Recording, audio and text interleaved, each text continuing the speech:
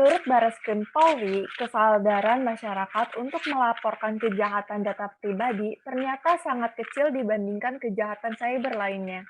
Kira-kira apa yang menjadi penyebab hal ini dan bagaimana strategi untuk meningkatkan kesadaran masyarakat dalam melaporkan pencurian data pribadi?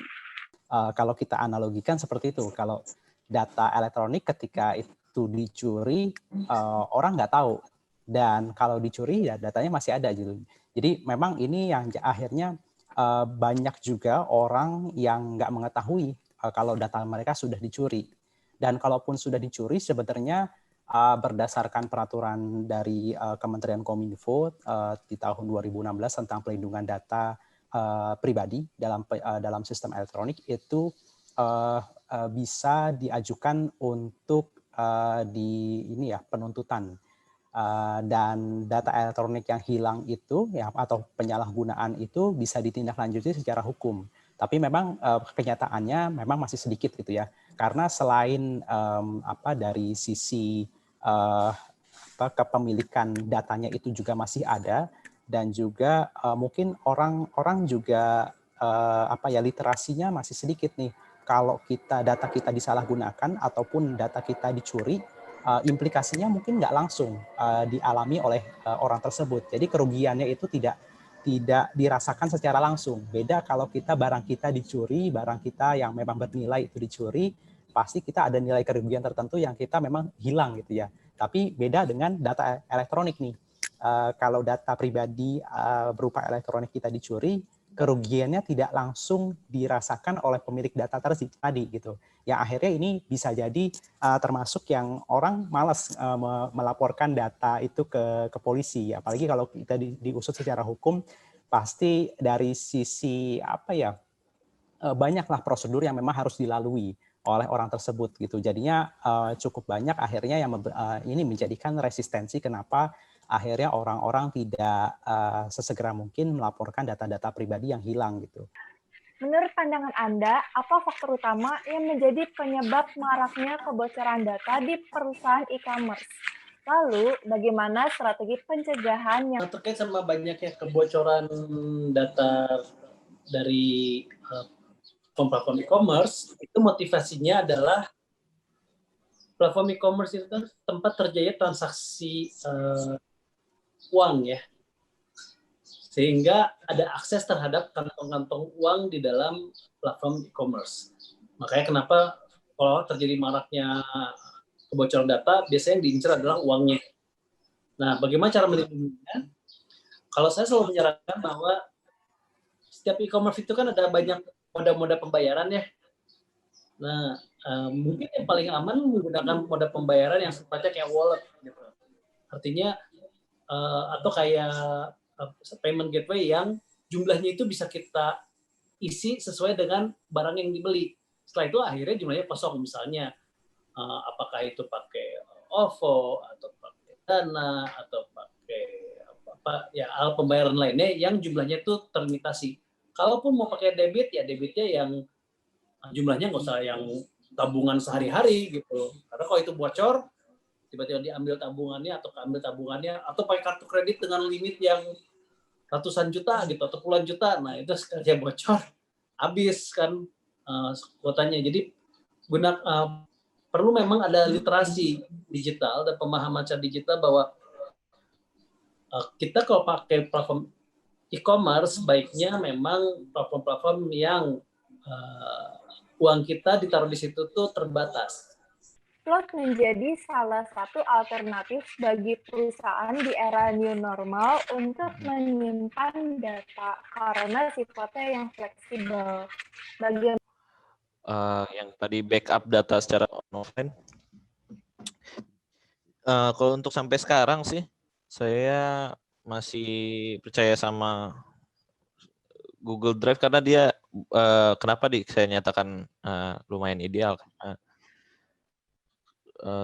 dia itu nge-backup data kita itu secara otomatis gitu. Jadi tanpa kita backup, kita naruh file itu di-upload di cloud Google Drive langsung ke backup sendiri. Kita tuh di file hapus itu langsung ke backup sih. Itu di ada jaga untuk menyimpan data di menurut saya jangan pernah itu naruh di situ video-video pribadi, terus ID kita, ID card kita, contoh seperti KTP, KK. Kadang kan ada orang, saya mau ngeprint, saya titip dulu, taruh dulu nih, upload ke Google Drive, KK-nya sama KTP, baru nanti saya print. Itu sih. Bagaimana perusahaan digital antisipasi pembobolan keamanan dan privasi data? Dan bagaimana cara mengetahui siapa oknum yang membuat link bersifat menjebak, mencuri data pribadi kita yang sering kita jumpai pada sosial media, salah satunya podcast iming-iming pulsa. Sebaiknya perusahaan atau korporasi tersebut menerapkan salah satu keamanan informasi yang memang sudah kredibel.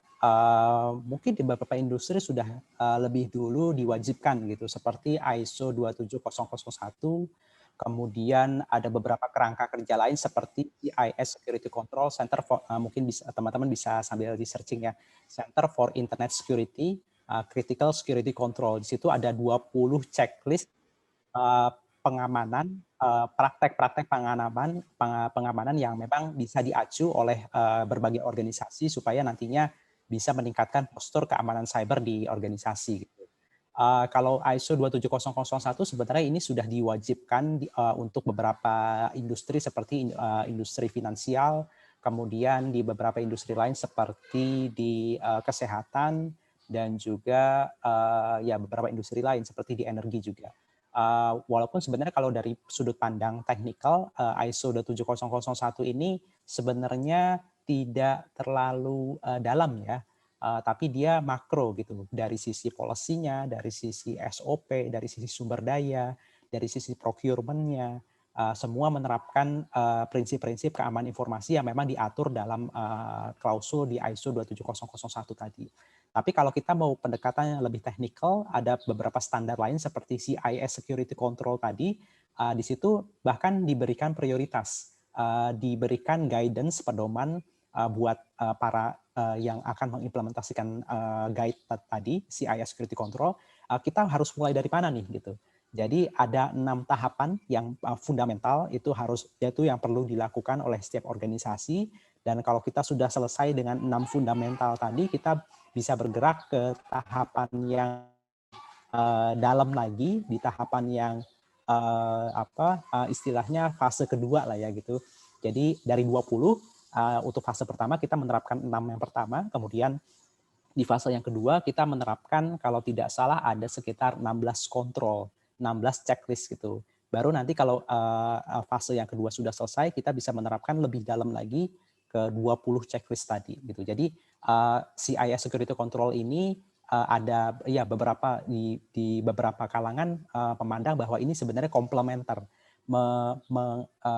melengkapi standar-standar yang sudah ada, tapi sifatnya tadi menambahkan dan juga memastikan, dan CIS Security Control ini dibuat oleh para praktisi keamanan cyber yang memang berdasarkan data-data kira-kira hal-hal apa yang paling banyak dimanfaatkan oleh hacker supaya mereka bisa masuk ke dalam sistem. Jadi keunggulannya di situ. Kita diberikan guidance yang memang itu berupa checklist tadi, ya kita harus mulai dari mana, itu dari risiko yang memang paling banyak. Dalam hal ini ada 6 checklist tadi yang fase 1, di mana 6 fase ini, good practice 6 fase yang pertama ini memang para hacker itu masuk ke dalam suatu sistem untuk mengambil data secara ilegal, itu menggunakan metode-metode yang orang lalai dari 6 metode tadi gitu. Jadi ada beberapa metode yang memang supaya nantinya organisasi punya postur keamanan cyber yang lebih kuat, biasanya memang sebaiknya kita menerapkan standar ataupun ketentuan-ketentuan sesuai dengan standar keamanan cyber. Contohnya ISO 27001 dan CIS Security Control tadi. Bagaimana cara yang tepat untuk melindungi data pribadi, terutama bagi pada operator kuota internet gratis yang harus klik link itu? Kalau saya sih sarankan pertama Kalau ada link-link yang dikirim lewat SMS, nomor SMS nggak ketahuan itu nomornya siapa, ya jangan diklik. Gitu.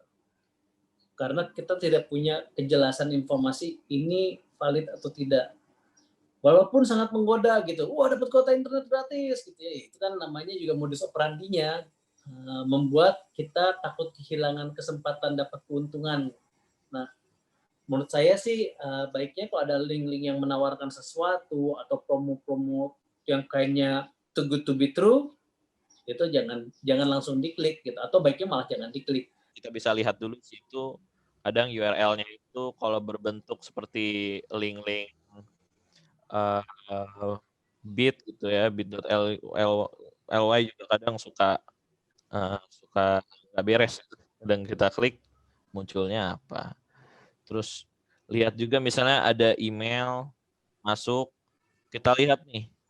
Kadang ada juga yang bisa sampai nge-cloning itu alamat emailnya itu persis seperti Instagram. Padahal itu bukan Instagram. Ketika klik kita muncul di halaman web Instagram yang form loginnya itu. Terus kita dipaksa di situ masuk, atau kadang mungkin ada sebenarnya phishing itu juga berawal sebenarnya dari social engineering juga bisa ya.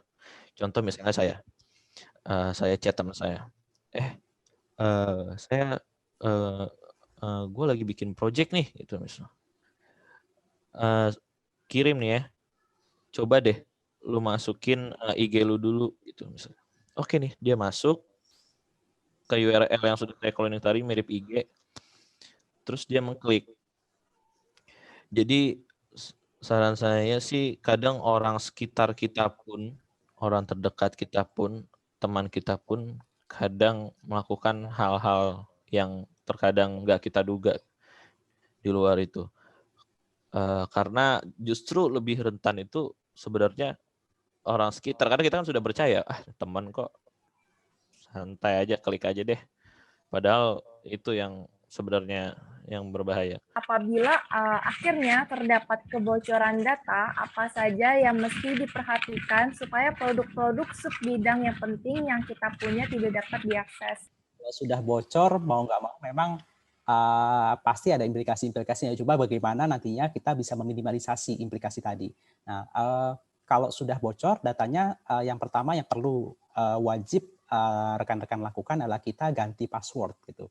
Atau bahkan kalau bisa kita nonaktifkan sementara dulu layanannya gitu. Misalkan kayak di Facebook, misalkan akunnya kita bocor, di Facebook kan ada tuh opsi untuk menonaktifkan sementara akun kita, misalkan seminggu katakanlah.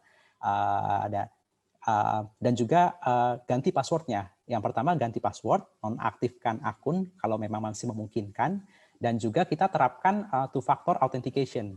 Nah, apa itu two-factor authentication? Nah, kalau kita kita masuk ke dalam satu layanan elektronik, biasanya kan kita masukin email, password ya. Biasanya hanya itu tuh satu gitu. Tapi sekarang dengan kemajuan teknologi dan juga kebutuhan untuk mengamankan data-data kita, di beberapa layanan seperti Google atau di beberapa layanan-layanan social media yang sudah banyak kita pakai, ada opsi namanya two-factor authentication, yakni kita mengautentikasi masuk ke dalam layanan tadi, layanan elektronik yang tersedia tadi, kita menggunakan satu metode tambahan untuk mengautentikasi bahwa kita adalah benar-benar kita yang mau masuk ke dalam akun tersebut. Terkait sama password ya, jadi kita bisa bikin satu rumusan password yang mana kalau orang lihat tuh kayak kompleks banget, tapi kalau kita yang menuliskan, kita lebih ingat. Misalnya, passwordnya berupa sebuah kisah gitu. Nggak ada yang tahu kalau misalnya saya tuh suka banget makan pisang. Jadi makan pisang enak warna kuning, misalnya gitu ya. Atau saya gemar pisang hijau gitu. Pisang hijau enak sekali, tapi nggak ada yang tahu. Saya suka makan pisang hijau gitu. Hanya saya yang tahu banget. Nah, pisangnya huruf I-nya diganti jadi angka 1 misalnya. Terus akhirannya dua huruf terakhir akan selalu pakai huruf gede misalnya. Nah, kayak gitu-gitu tuh ada ibaratnya kita bikin satu rumusan yang mana buat kita sih sangat mudah mengingatnya, tapi orang nggak ada yang tahu gitu.